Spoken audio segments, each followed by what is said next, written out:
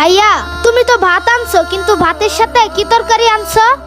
ছোট ভাই রে, আজকে অনেক দিন পর মুরগি আনছি। এই জায়গায় 2 টুকরো মুরগির গোস্ত আছে, আজকে দামও কম রাখছে আমার থেকে। ভাইয়া সত্যি কি এখানে মুরগির গোস্ত? আমি তো অনেক দিন ধরে মুরগির গোস্ত দিয়া ভাত খাই না। ভাইয়া প্রতিদিন আলু ভর্তা আর ভাজি দিয়া ভাত খেতে আমার আর ভালো লাগে না। ভাইয়া আজকে মুরগির গোস্ত দিয়া না পেটটা ভরে ভাত খাম।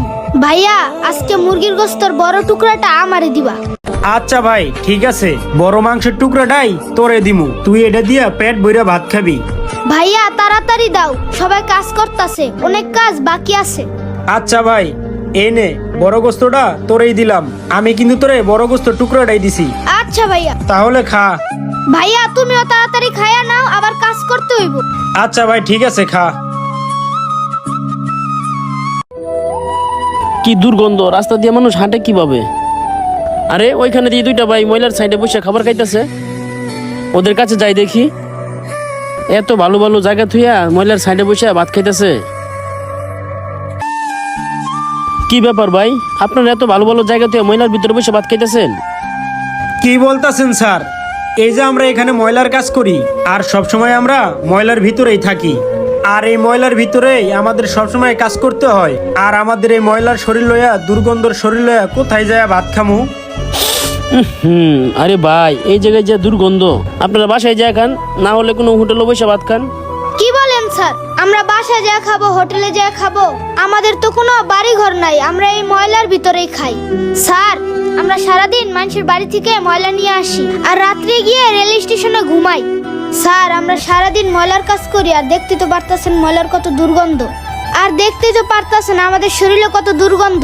আর এই ময়লা শরীর নিয়ে যদি আমরা হোটেলে খাইতে যাই, হোটেলের ভিতরে থাকা লোকগুলো আমাদের সাথে দুর্ব্যবহার করে, আর তারা আমাদেরকে রাস্তার কুকুর বিড়াল মনে করে।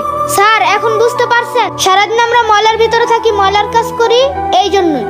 হ্যাঁ স্যার, আমার ছোট ভাই ঠিকই বলছে। আর এই সমাজের মানুষগুলো আমাদেরকে মানুষ মনে করে না। আপনার কি মনে হয় এই সমাজের মানুষগুলো আমাদের মানুষ মনে করে? স্যার এই জন্যই আমরা 2 ভাই মিলে কাজের ফাঁকে এই জায়গায় বসে প্রতিদিন ভাত খাই। স্যার আমরা চাই না আমাদের কারণে কারো কোনো সমস্যা হোক। তারপরেও ভাই আমার মনে হইতেছে কি এই জায়গায় বসে খাওয়া ঠিক হইতেছে না, এখানে অনেক দুর্গন্ধ, আর এই দুর্গন্ধের ভিতরে আমি নিজে থাকতে পারতেছি না। তোমরা এখানে থাকো কিভাবে আর ভাতেই খাও কিভাবে? ভাই সবচেয়ে বড় কথা, এই যে আপনার ময়লার পাশে যে খাবার খাচ্ছেন, 2 দিন পরে তো অসুস্থ হয়ে যাবেন। আপনারা যদি অসুস্থ হয়ে পড়েন তাহলে আপনাদেরকে চিকিৎসা করাবে কে? স্যার আমাদের আর চিকিৎসা? আমরা তো এই দুনিয়ায় জন্ম নিয়ে বড় ভুল করছি, আর এই সমাজের মানুষগুলো আমাদের মানুষ মনে করে না। স্যার আমরা কারো বাসায় যদি ময়লার বিল আনতে যাই না, তারা মনে করে তাদের থেকে আমরা বেশি টাকা চাই। আসলে তারা তো বুঝে না আমরা কতটা কষ্ট করি তাদের জন্য, আর আমাদের কষ্টগুলো তাদের চোখেও পড়ে না, তাদের মায়াও লাগে না। স্যার জানেন কালকে কি হয়েছিল? আমি এক বাসায় গেছিলাম ময়লার বিল আনতে, ভুল করে আমি ওই রুমে গেছিলাম, দেখে বাড়িওয়ালা আমাকে ঘাড় ধাক্কা দিয়ে রুম থেকে বের করে দিছে। স্যার আমরা ময়লা পরিষ্কার করি দেখে কি আমরা মানুষ না? স্যার একটা কথা বলেন তো, আমরা যদি আপনাদের বাসা বাড়িতে গিয়ে ময়লা না নিয়ে আসতাম, তাহলে তো আপনাদের বাসা বাড়ি ময়লা দিয়ে নোংরা হয়ে যেত, আর ওই নোংরা গন্ধে কি আপনারা বাসায় থাকতে পারতেন? স্যার এই সমাজের মানুষগুলো না এসব বুঝে না। এই সমাজের মানুষগুলো বুঝে কি আমাদেরকে অল্প কিছু টাকা দেয় আর আমাদের সাথে খারাপ ব্যবহার করে। স্যার আপনিই বলেন তো, আমরা কি এই সমাজে জন্ম নিয়ে ভুল করছি, নাকি আমাদের এটাই অপরাধ আমরা ময়লা টানি? ঠিকই বলছো ছোট ভাই, আসলে আমাদের সমাজের মানুষগুলো এগুলি বুঝতেই চায় না। ভাই আপনারা যদি আমাদের বাসা বাড়ি ময়লা না টানতেন, তাহলে ময়লা দিয়ে আমাদের পুরা মহল্লা ভরে যেত। আর কিছু মানুষ মনে করে কিছু টাকার জন্য আপনাদেরকে একেবারে কিনে নিয়েছে, আর আপনাদের যদি একটু ভুল পায় আপনাদের সাথে কতই না খারাপ ব্যবহার করে। তারা হয়তো জানে না এটা করা আপনাদের সাথে মোটেও ঠিক না। ভাই আপনারা তো কাজ করে খান, চুরি করে দর খান না, আর কাজ কখনো কারোর জন্য ছোট হয় না। আর আপনারা আমাদের ভালোর জন্যই তো ময়লা পরিষ্কার করতেছেন, আর আপনারা যদি এগুলি কাজ না করতেন তাহলে আমরা নোংরা অবস্থায় থাকতাম, যে অবস্থায় আপনারা এখন আছেন। যেই কারণে আপনারা ভালো একটা জায়গায় বসে খাইতে পারতেছেন না, ভালো একটা জায়গায় যাইতে পারতেছেন না, আপনারা ঠিক মতন এক জায়গায় খাইতে পারেন না, বইতে পারেন না, ঘুমাইতে পারেন না। আসলে ভাই আমাদের সমাজের মানুষগুলি কি আর বলবো তাদের বিষয়ে? কি বলবো ভাই, আপনার মতো করে এই সমাজের মানুষগুলো আমাদের দেখতো, তাহলে আর আমাদের এই অবহেলায় থাকতে হতো না।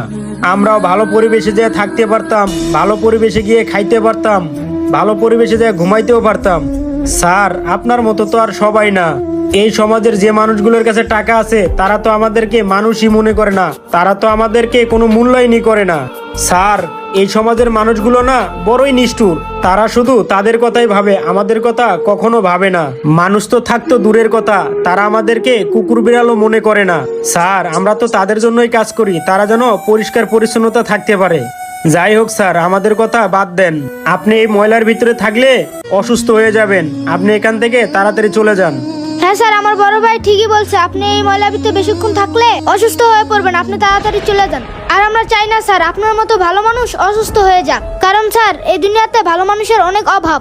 আমরা চাই না আপনি এই ময়লার গন্ধে অসুস্থ হয়ে যান। যান স্যার যান, আমাদের ব্যাপারে আপনার আর ভাবতে হবে না। স্যার, যাদের কেউ নাই তাদের আল্লাহ আছে। আচ্ছা ছোট ভাই, ঠিক আছে। আর নিজেদের প্রতি তোমরা একটু খেয়াল রাখবা, পারলে ভালো কোনো এক জায়গায় বসে খাওয়া দাওয়া করবা। আচ্ছা ঠিক আছে, তোমরা ভালো থাকো। বন্ধুরা, আমাদের ভিডিওটি দেখে কি শিক্ষা অর্জন করলেন অবশ্যই কমেন্ট করে জানিয়ে দিবেন। ভিডিওটি ভালো লাগলে শেয়ার করতে ভুলবেন না। সম্পূর্ণ ভিডিওটি দেখার জন্য আপনাদেরকে অসংখ্য ধন্যবাদ।